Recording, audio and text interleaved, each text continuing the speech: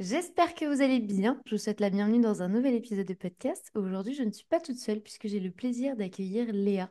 Merci beaucoup d'avoir accepté mon invitation. Est-ce que tu vas bien? Je vais très très bien et merci à toi de m'avoir trouvé. Je ne sais pas comment tu as fait, mais en tout cas merci et merci ouais, pour l'invitation.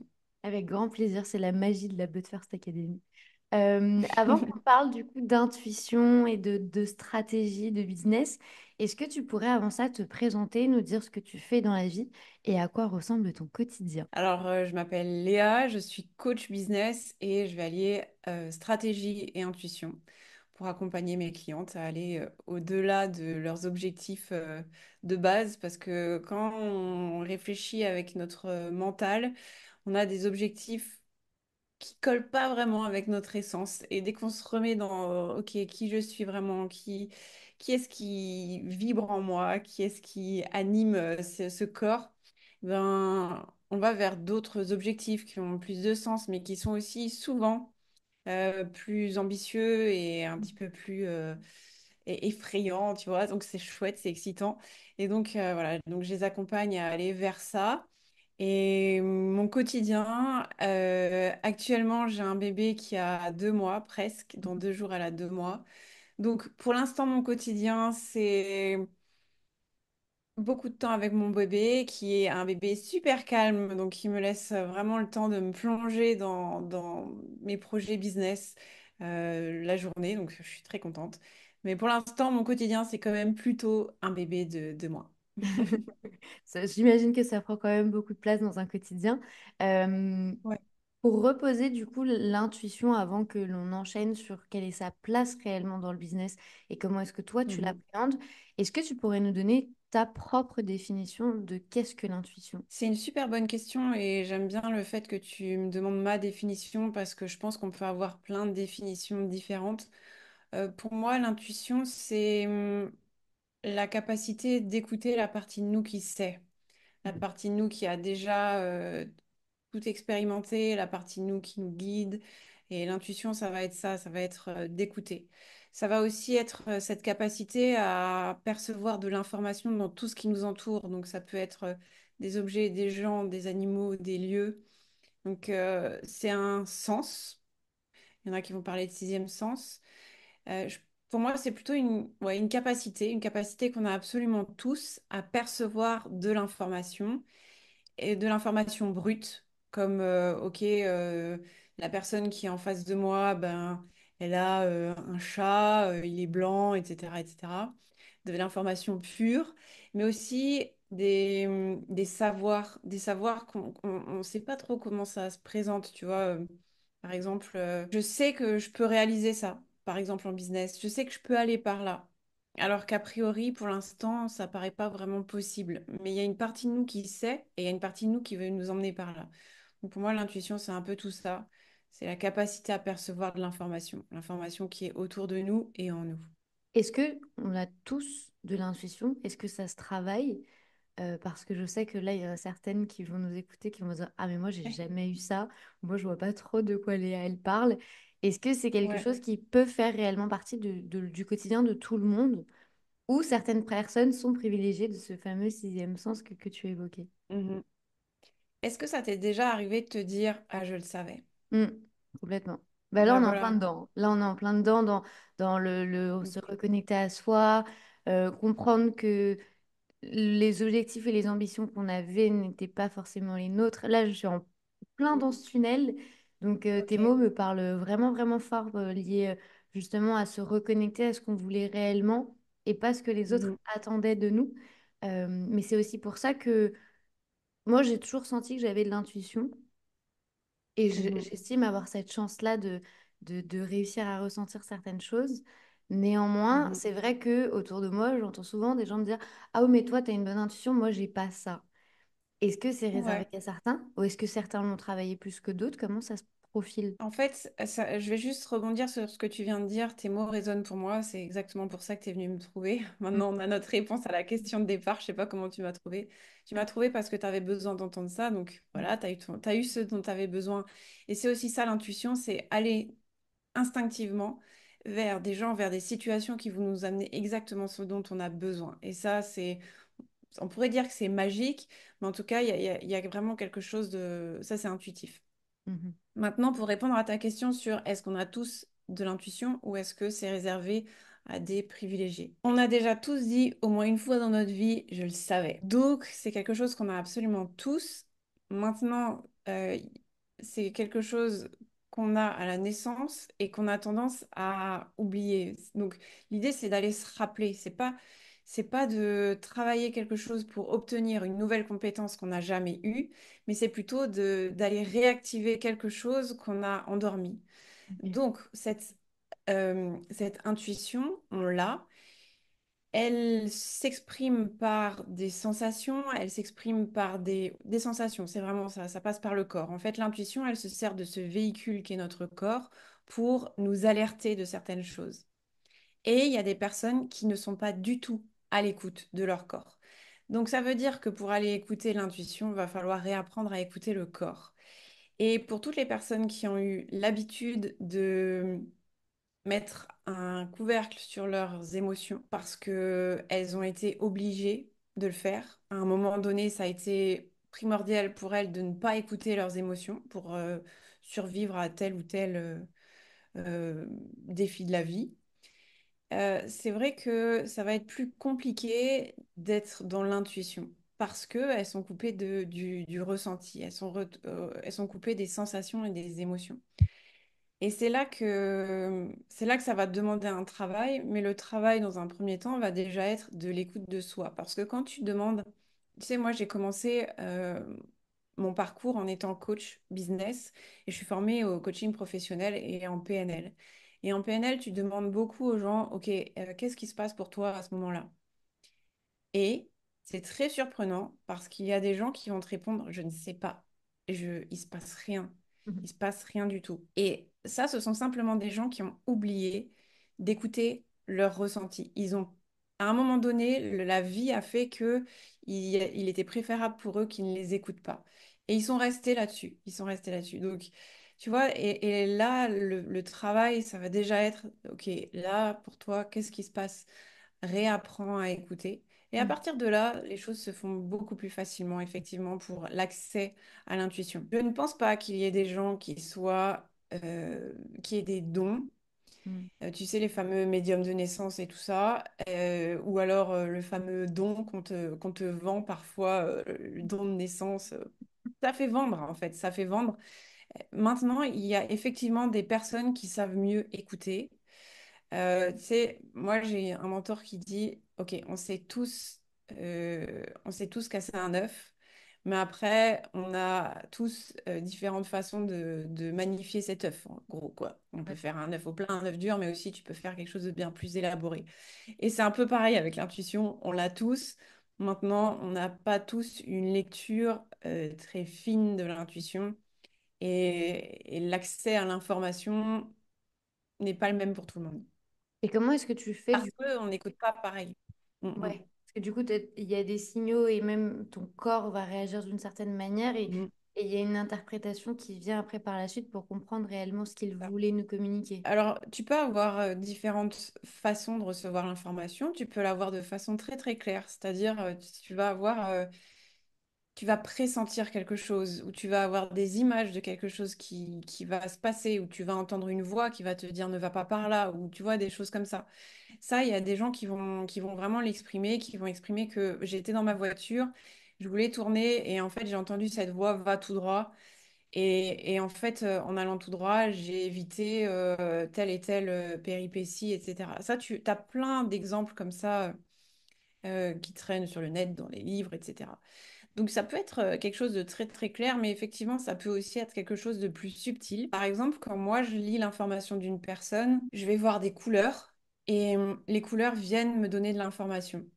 Ok. Par exemple, si je vois du rouge chez quelqu'un, ça peut être de la colère, mais c'est pas toujours de la colère. Ça peut aussi être un organe qui va pas bien.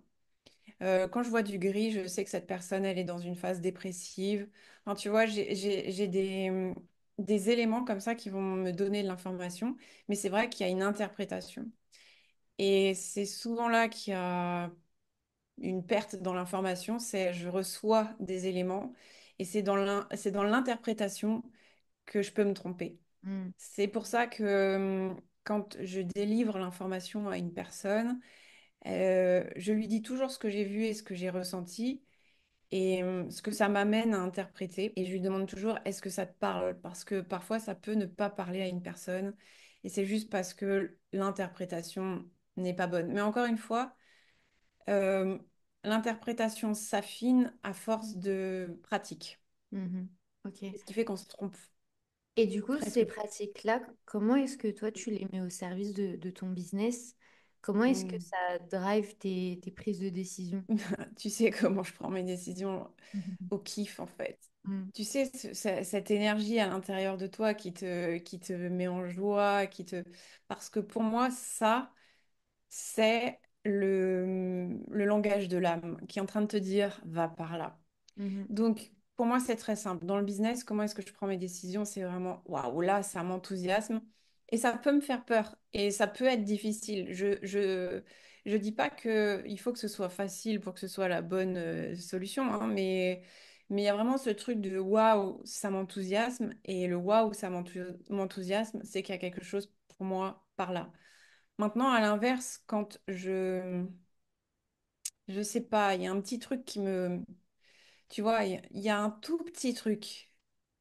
Mhm. Parfois, c'est très léger, c'est subtil, qui vient me déranger, qui vient créer une contraction en moi. Moi, j'aime bien parler de contraction parce que je suis très kinesthésique. Ça veut dire que pour moi, l'information passe par les ressentis du corps. Mais il y a des gens, ça va être par l'audio ou... Enfin, ça dépend de comment tu fonctionnes. Donc, moi, pour moi, c'est le corps. Et quand il y a quelque chose qui vient se contracter, je me dis, hmm, faut que j'aille voir ce qui se passe par là. Et là, je peux me poser et je peux faire. Je vais me poser avec des crayons de couleur et je vais poser des couleurs, je vais demander ce qu'elles viennent me dire. Ça peut être une solution. Ou alors simplement, je vais communiquer avec la partie de moi qui me dit, je sais pas, là, c'est pas 100% OK. Donc, je vais me poser, je peux prendre une feuille, par exemple, et écrire, en fait, OK, pourquoi est-ce qu'il y a quelque chose qui bloque par là? Et je laisse venir les réponses de façon fluide, sans mentaliser.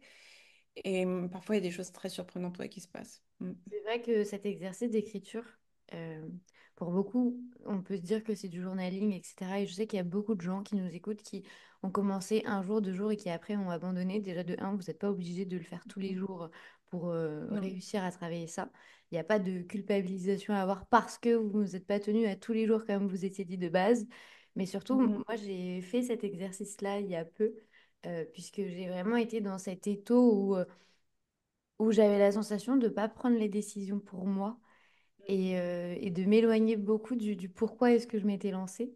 On en a déjà parlé toutes les deux et c'est vrai que euh, j'avais besoin en fait d'avoir de l'aide sur cet aspect-là parce que je savais où aller, mais je savais pas comment faire. Et mhm. cette intuition a parlé très très fort lors d'un appel commercial avec du coup la personne avec qui j'allais probablement travailler et j'avais énormément de doutes. Je ne savais pas si Ah, c'était ok. vraiment le bon investissement.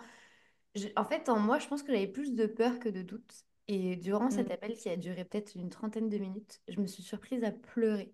C'est la première fois ok. de ma vie euh, qu'avec une question que la personne me fait, elle appuie tellement fort sur mon pourquoi que je me dis, ok, en fait, c'est exactement là où je devais être. Et si je suis assise Mm, présentement sur cette chaise face à cette personne, c'est pas un hasard. Mais il y a mhm. eu, tu vois, beaucoup de peur et je savais que c'était le chemin qui n'était pas le plus simple à aller emprunter. Euh, Ouais. Comment est-ce qu'on fait? Parce que c'est vraiment une question que je me suis posée pour ne pas biaiser son intention et son intuition surtout, par ses envies, par ses besoins, par ce truc où tu te dis, je veux sortir de ça et je sais que je peux sortir de ça, mais je sais pas comment faire. Et souvent, tu vois, genre, en business, par exemple, il y en a beaucoup qui rêvent et qui ont envie d'avoir beaucoup d'abonnés, qui ont envie de facturer beaucoup, qui ont, tu vois, cette promesse un peu facile du tu vas facturer 10 000 par mois, tu vas facturer 100 000 à l'année, parce que c'est une promesse qu'on voit partout. Et c'est une Mhm. promesse que vous pouvez probablement vous approprier qui n'est pas la vôtre. Comment est-ce qu'on fait Ouais. dans ces cas-là? Tu sais, quand même, quand tu as envie d'un truc, c'est intéressant de se poser la question, quelle est la partie de toi qui a envie de ça? Ok. Parce que si tu as envie de ça, c'est qu'il y a une partie de toi qui désire quelque chose pour toi et qui pense que les 10K, les 100K vont t'apporter cette chose-là. Ok. Donc, encore une fois, c'est de se poser et de se dire, OK, qu'est-ce que je crois que les 10K vont m'apporter? Qu'est-ce que je crois que les 100K vont m'apporter? Parce qu'en réalité, tu veux pas 10K, tu veux ce que ça va t'apporter. 10K, le chiffre, il te fait pas vibrer. Enfin, c'est un chiffre, quoi. C'est juste un chiffre. C'est tout ce que tu vas coller sur ce chiffre qui prend de l'ampleur, qui apporte une énergie à ce chiffre, qui apporte du kiff à ce chiffre. Donc, qu'est-ce que tu veux, qu'est-ce que les 10K vont t'amener? Qu'est-ce que tu penses qu'ils vont t'amener? Si les 10K t'amènent ce que tu veux avoir, parfait. Si tu te rends compte qu'en fait, avec 5K, tu peux avoir exactement ce que tu veux avoir, les 10K n'ont pas de sens. En fait, tu ne peux avoir que ce qui a du sens pour toi. Mhm. Donc, 10K, 100K, c'est bien, mais c'est quand même mieux de donner du sens. Parce que l'être humain a besoin de sens. Je suis motivée à faire des choses, j'ai envie de faire des choses quand je mets du sens derrière. Donc, Mhm. c'est mettre du sens là-dessus. Est-ce que c'est mon intuition qui me dit que c'est la bonne chose ou est-ce que c'est moi, Léa, qui a envie des 10K, qui a envie des 100K? Les deux peuvent être liés, en fait, tu vois. Mais très clairement, quand tu dis j'ai envie de 10K, j'ai envie de 100K, c'est pas l'intuition qui parle. Là, c'est bien l'humain, tu vois, parce que on parle d'un chiffre. L'intuition va pas t'amener vers un chiffre. Ok. L'intuition va t'amener vers une réalisation de soi. Mhm. Est-ce qu'il y a une réalisation de soi dans les 10K ou dans les 100K? Peut-être, mais pas forcément. D'accord. Tu vois, peut-être que la réalisation, elle va passer par plus ou peut-être qu'elle peut passer par moins. Mais dans tous les cas, en fait, euh, si tu écoutes là, on parle plus d'intuition, mais on parle plutôt de higher self, donc la grande partie de soi, notre âme, à laquelle notre intuition nous relie. Cette partie de nous qui est venue faire une expérience humaine, alors là, on part dans... Il faut y croire, hein, mais pour les personnes qui y croient, c'est OK, mon âme est incarnée dans ce corps, mais mon âme a un chemin sur cette terre, elle est venue expérimenter quelque chose. Et mon intuition est ce qui relie moi, mon corps, dans cette vie-ci, à mon âme qui a vécu déjà tellement de vie et qui a une connaissance énorme. Mais elle est venue expérimenter quelque chose à travers moi, dans cette vie-ci. Et quand j'ai envie de me former, alors que je ne sais pas pourquoi j'ai envie d'aller par là, ça c'est parce que mon âme, elle me dit, vas-y, c'est par là. Quand j'ai envie de faire 10K, ben, j'ai envie de faire 10K. Mon âme, elle va pas me pousser à faire 10K. Elle va peut-être me montrer les 10K pour me dire, tiens, regarde, parce que aller chercher les 10K, ça va t'obliger à incarner pleinement qui tu es. Mhm. Mais les 10K, c'est un chiffre. Le chiffre ne porte rien, c'est juste un chiffre.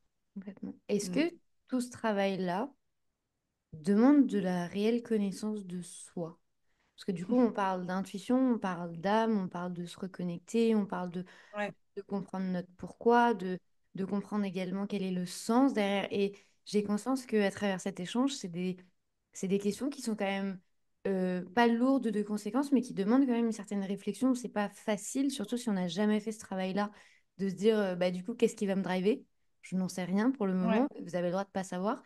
Mais est-ce qu'il il y a un besoin de connaissance de soi et un travail qui doit être fait?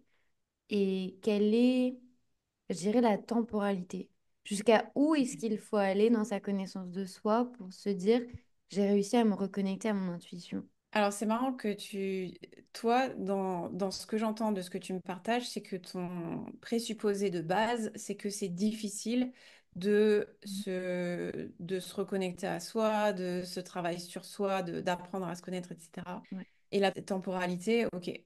Et en réalité, c'est facile, c'est le chemin d'une vie, c'est-à-dire que quand tu nais, que tu fasses ce travail ou pas, la vie va t'apporter exactement ce dont tu as besoin pour le faire. Ça veut dire que tu en sois consciente ou non, de toute façon, tu fais ce travail-là. Mhm. Si tu nies la partie de toi qui veut s'exprimer, tu feras une dépression. Et t'as beau ne pas faire de dev perso, t'as beau ne pas t'intéresser à toutes ces questions-là, la vie t'amène exactement ce dont tu as besoin pour aller vers, OK, qu'est-ce qui est important pour toi? Et Mhm. tu peux ne jamais aller voir un psy, tu peux ne jamais faire de dev perso. De toute façon, c'est le chemin d'une vie, c'est de se rappeler qui on est, de se rappeler qu'est-ce qui est bon pour nous. Donc aujourd'hui, on a le dev perso, etc. Parfait, très bien, mais en réalité, on n'a pas besoin de tout ça. Notre vie, depuis notre naissance jusqu'à notre mort, et c'est ça la temporalité, c'est depuis que je nais jusqu'à ce que je meure, je suis là pour me rappeler qui je suis dans une dimension beaucoup plus vaste que ce corps physique que je présente au monde et que je crois être, voilà.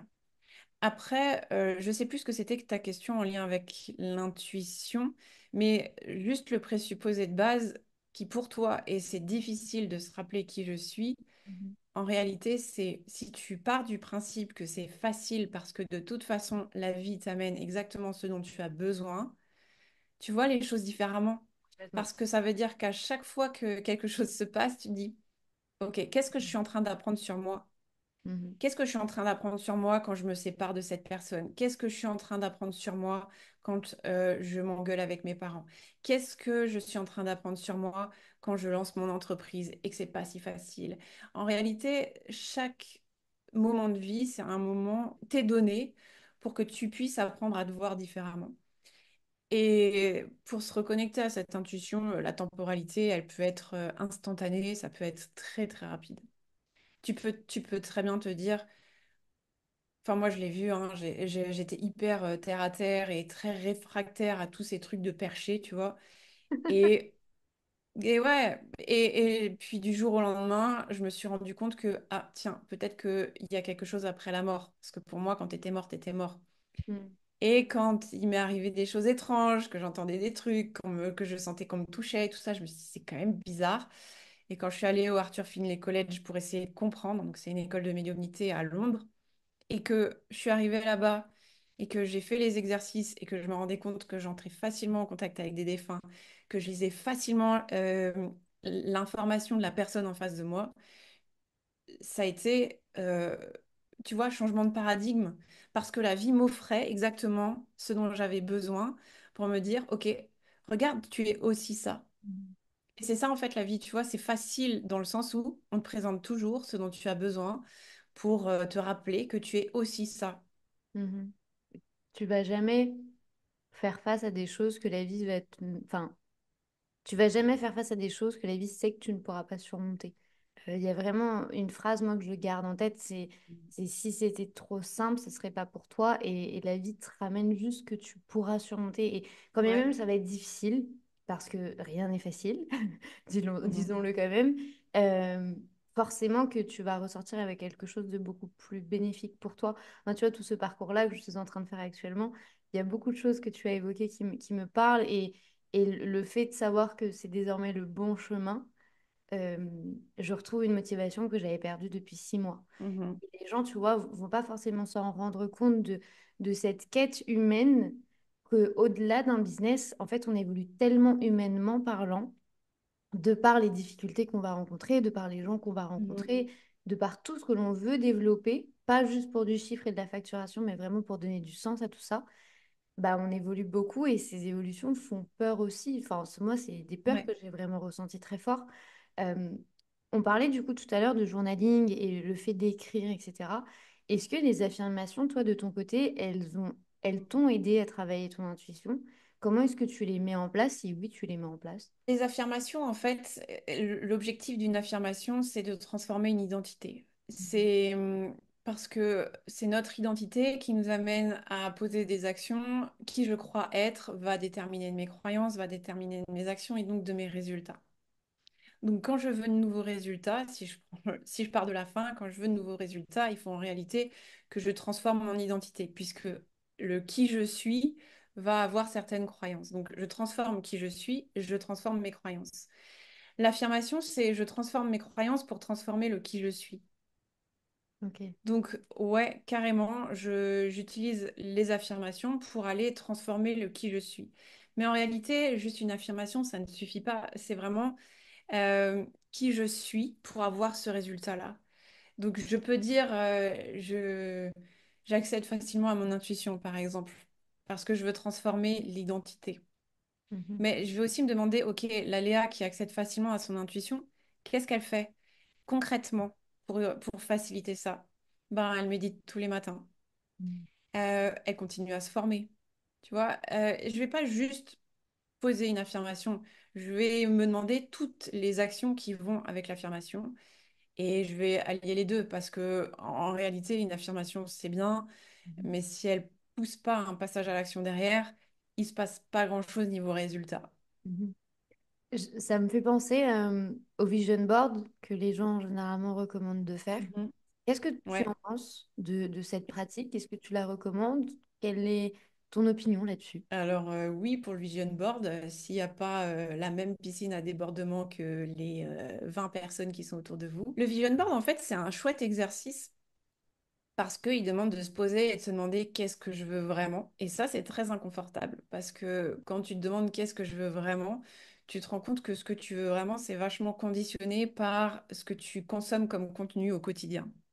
Mhm. Tu vois, tu veux vraiment, je sais pas, telle ou telle veste parce que tu n'arrêtes pas de regarder une influenceuse qui a cette veste-là, ou tu veux vraiment cette piscine parce que, enfin, tu vois, c'est hyper conditionné par rapport à ce que tu vois. Et moi, par exemple, j'en ai un vision board et il y a strictement rien comme objet, mais il y a des sensations. Tu vois, il y a gratitude, savourer, enfin, il y a des mots et il y a des couleurs, mais il n'y a pas de la piscine avec la maison avec la piscine à débordement, ou la voiture, ou le voyage, ou je sais pas.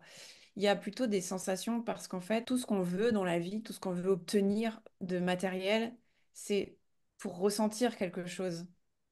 Et ce que je veux ressentir, je peux le ressentir sans ça. Et c'est ça le travail aussi, de se rappeler que tout ça, et c'est ça, en fait, pour moi, l'abondance, c'est être capable de...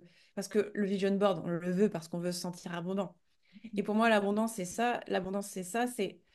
J'ai pas besoin de tout ça pour me sentir en joie, en paix, euh, remplie, pleine, tu vois, et vivante et vibrante, etc. Donc, oui, le vision board, pourquoi pas, mais rappelez-vous que ce que vous voulez, c'est pour ressentir quelque chose.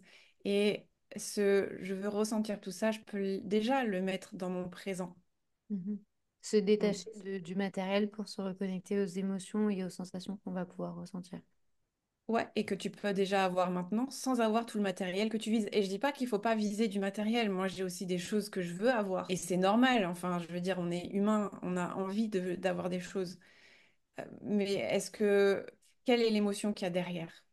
Moi, je reviens toujours au ressenti, etc. Et c'est aussi là, plus vous travaillez ça, plus vous travaillez la connexion avec vos ressentis, de toute façon, plus vous allez être en lien avec votre intuition. Mhm. Et tu l'évoquais tout à l'heure, tu es passé d'une personne très terre à terre à Ouais. un peu perché. Je vais reprendre tes mots parce que moi, je ne l'aurais pas Ouais. défini comme ça. Euh, Comment est-ce que tu trouves justement ton juste équilibre entre ce fameux rationnel qui faisait tant partie de ta vie avant et à cette intuition qui prend aujourd'hui quand même beaucoup de place et il faut avoir plein de gratitude pour ça. Mais du coup, on fait comment pour équilibrer tout ça? Alors, je pense pas que l'intuition prenne beaucoup de place dans le sens où avant j'avais de l'intuition, mais je l'identifiais pas comme j'ai de l'intuition. J'ai toujours été très à l'écoute de mes ressentis. Tu vois, je le sens pas, ça me fait kiffer, ça me fait pas kiffer. Si tu regardes mon parcours, je suis toujours allée vers ce qui m'enthousiasmait. Tu vois, j'ai un bac littéraire et quand j'étais en terminale, mes profs, ils me voyaient aller en fac de lettres parce qu'ils me voyaient être prof de lettres, etc. Et moi, je leur ai dit non, je veux être fleuriste et je vais faire un CAP fleuriste. Et ils étaient là, ben non, Léa, vous pouvez pas faire ça, etc. Si, si, je peux le faire. Donc, il y avait déjà ce truc en moi de va suivre ton chemin, suis ton chemin. Et puis, j'étais fleuriste. Et puis, quand j'étais fleuriste, je commençais à m'ennuyer et suis ton chemin. Il y a toujours eu ça, tu vois. Donc, l'intuition prend pas plus de place qu'avant dans ma vie, simplement maintenant, je l'identifie. Et je suis très rationnelle. C'est-à-dire que, et là, je reprends le mot perché parce que quand j'étais très réfractaire à tout ce monde-là de ésotérique, l'intuition, etc., c'est parce qu'en fait, je me reconnaissais pas dans le langage, tu vois, les anges, les arcs-en-ciel, les petits cœurs, les petites ailes, les petites plumes, les couleurs faux. Je me disais, waouh, non, mais c'est tellement kitsch, en fait, c'est pas pour moi, quoi. Il y avait ça, il y avait aussi des personnes que je voyais, ben, où je me reconnaissais pas dans ces personnes, c'est-à-dire très, tu vois, éthérique, quoi. C'est très là-haut et pas assez ancré dans la matière pour moi. Parce que, effectivement, je suis connectée à mon intuition, mais je suis très connectée à la matière également parce que je suis entrepreneuse, en fait. Je suis là pour générer de l'argent. Mhm. C'est ça, être entrepreneur. Je suis là pour faire du cash, tu vois. Je suis pas là pour... Non, non, non. C'est à chaque fois que je m'assois à mon bureau, c'est dans un objectif de générer de l'argent. Mhm. Maintenant, l'intuition, ce que ça a apporté, c'est que je doute quasiment plus. Je suis tranquille, je suis en paix, je suis sereine, parce que je sais que de toute façon, ce qui se présente à moi, c'est exactement ce dont j'ai besoin. Parce que je sais que je suis guidée, parce que je sais que... Puis j'ai aussi accédé à ma vision, à pourquoi je suis là et à ma grande vision. Donc j'ai un objectif clair et quelque chose qui me drive. Donc tout ça, en fait, ça fait que j'entreprends comme avant en étant vraiment ancrée dans la matière, mais avec beaucoup plus de sérénité, beaucoup plus de paix et ça change tout. Ça Mhm. change vraiment tout. Tu vois, je suis moins dans le pushy, quoi. C'est parce que quand tu es dans le mental, quand tu es dans la stratégie, tu sais, les gens parlent beaucoup de mindset, tu vois, Mhm. travailler son mindset, etc. Mais quand tu es dans le mindset, tu es vachement dans l'effort, dans le pushy, etc. Là, maintenant, je pose les actions nécessaires pour avoir mes résultats avec tranquillité, avec paix, et puis ça se fait, et tant mieux. Ça se fait pas, je me dis pas, oh non, la fin du monde est là. Non, non, je me dis juste, ok, bon, ben, c'est que je devais pas spécialement aller par là. Et ce qui est intéressant, c'est que depuis que je me suis positionnée sur l'intuition, les choses viennent à moi naturellement, c'est-à-dire, ok, je suis juste sur mon chemin. Et Mhm. donc, les choses viennent à moi. Et comme toi, tu es venu à moi et je me suis dit, mais comment est-ce qu'elle m'a trouvé? Et tu es venu à moi pour qu'on parle d'intuition aujourd'hui. Parce que ce message, il doit être entendu. Parce que ce message, je suis là pour le véhiculer, comme d'autres sont là pour le véhiculer. Mais les choses viennent à moi pour me permettre de donner de la visibilité à ce message-là. Et je sais pourquoi je suis venue à toi aussi, parce que ça, en fait, ça fait tellement sens et on en entend tellement peu parler. Et tu vois, j'ai le plaisir d'échanger avec toi sur cette thématique et c'est vrai que je ressens beaucoup de légèreté dans les choix que tu fais. Mhm. Et Oui, on sait toutes les deux à quel point l'entrepreneuriat, ça peut déjà être très difficile en soi de prise de décision, de responsabilité, de pression, de visibilité et tout ce qui l'enveloppe. Et de voir que on peut s'alléger un peu d'une certaine manière avec quelques pratiques, avec quelques connaissances, avec une connaissance de soi au final. ouais. Je dirais que ça allège un peu la coupelle et ça fait du bien aussi de l'entendre.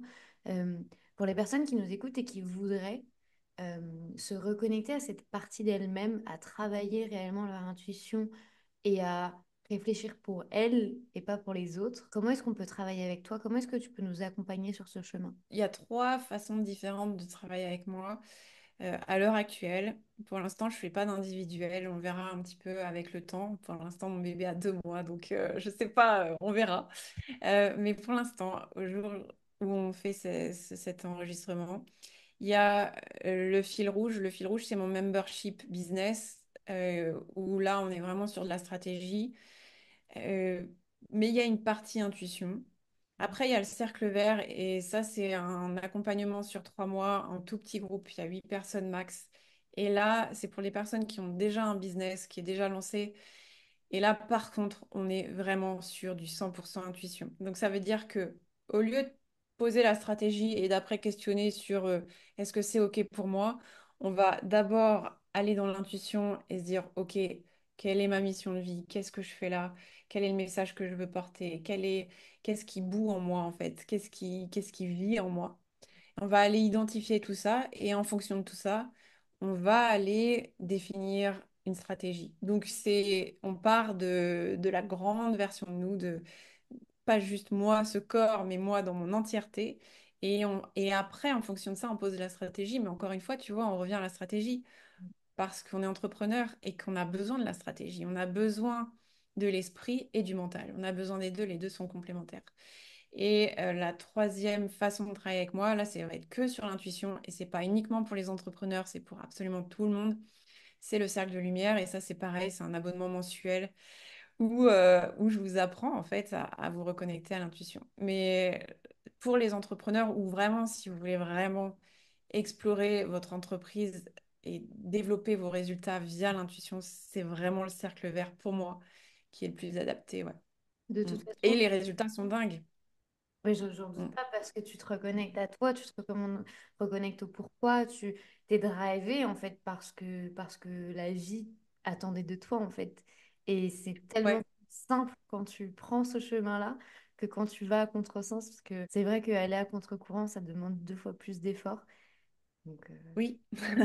Mais tu sais, ouais, et puis dans le cercle vert, en fait, moi, je vais vous faire une lecture d'aura, parce que je suis formée en lecture d'aura et je suis formatrice aussi en lecture d'aura. Donc, je vais vous donner ce que moi, je perçois dans votre énergie. Mais ce qui est super intéressant, c'est que je vais aussi vous amener à vous aller vous promener dans vos énergies, à vous aller vous promener dans... c'est l'hypnose transtemporelle, donc ça permet en fait d'aller explorer les différents espaces-temps. Donc il y a des personnes qui vont aller dans le passé, il y a des personnes qui vont aller dans le futur, il y a des personnes qui vont aller sur dans d'autres espaces-temps, il y a des personnes qui vont se retrouver face à leur essence. Et les messages qu'elles reçoivent, c'est précieux en fait pour la suite parce que ça fluidifie le passage à l'action. Encore une fois, tout ce que je propose via l'intuition, c'est ensuite pour fluidifier le passage à l'action. Parce que sans passage à l'action, il n'y a pas de résultat différent. Si je continue à faire toujours la même chose, j'ai toujours la même chose. Mais à partir du moment où tu viens te reconnecter à ces espaces, mhm. tu transformes ton identité. Et quand tu transformes ton identité, tu transformes tout. Tu Mhm. transformes la suite. Mm. De toute façon, si vous souhaitez prendre le contrôle et transformer la suite, comme le dit si bien Léa, je vous mets toutes les informations dans les notes de cet épisode de podcast. Vous aurez tout, son Instagram, mais également tous les accès pour justement travailler avec elle. Un énorme merci à toi, Léa, d'avoir pris le temps d'échanger avec nous sur cette thématique. C'était un vrai plaisir d'échanger avec toi sur la question. Et moi, je te dis à très bientôt. Ben oui, merci. Bientôt à toi et un grand merci à chaque personne qui a écouté cet épisode de podcast. Mais en tout cas, l'intuition, c'est pas si compliqué. C'est aller se rappeler de, OK, qu'est-ce qui se passe en moi, qu'est-ce qui se passe dans mon corps et c'est aller écouter tout ça. Un grand merci à toi. Avec grand plaisir, c'était une très belle manière de conclure cet épisode et de le résumer à la perfection.